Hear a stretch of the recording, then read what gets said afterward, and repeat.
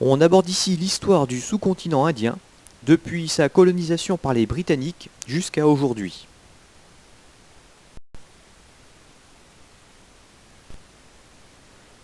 Au milieu du XVIIIe siècle, les Britanniques commencent à réaliser quelques interventions militaires. En 1757, en réponse à une attaque du Nabab du Bengale, les Britanniques ripostent et prennent de fait le contrôle de la région.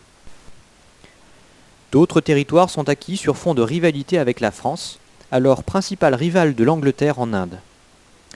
La France finit par abandonner la lutte en 1763, ne conservant que quelques comptoirs. En 1761, le musulman Haydar Ali a constitué un État au sud centré sur la ville de Mysore. En 1765, les Sikhs récupèrent le contrôle du Pendjab. Les Britanniques ont alors progressé au Bengale aux dépens de l'Oudh.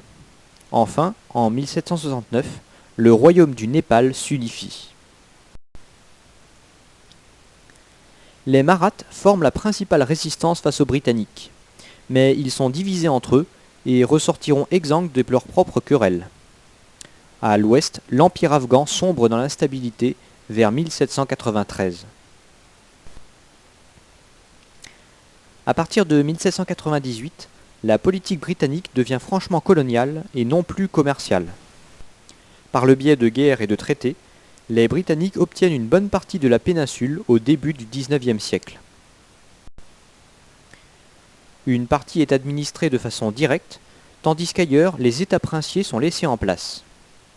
Seul l'État sikh garde son indépendance, car il forme un État tampon pour prémunir les attaques par la passe de Khyber.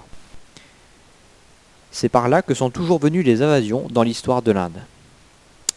Les Sikhs agrandissent même leur État vers le nord et le sud. Sous l'autorité des Britanniques, les conflits qui avaient secoué l'Inde au siècle précédent s'apaisent. La présence de dirigeants chrétiens est toutefois mal vue des musulmans comme des hindous. En 1826, les Britanniques conquièrent l'Assam à l'est, qui était resté jusqu'alors largement à l'écart de l'histoire de la péninsule.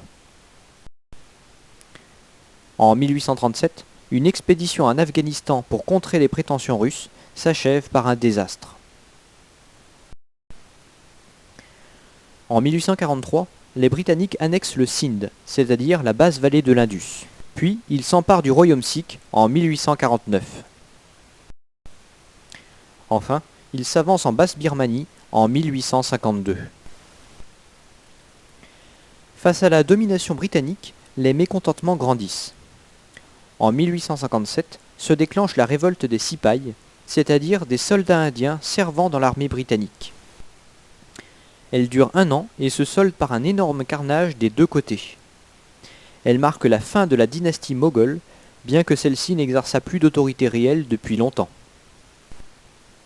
À partir de cette date, l'Inde dépend directement du gouvernement britannique et non plus de la Compagnie des Indes. La reine Victoria prendra le titre d'impératrice des Indes en 1877. Les États princiers n'en gardent pas moins une certaine autonomie. À cette époque, les frontières de l'Inde gagnent celles actuelles.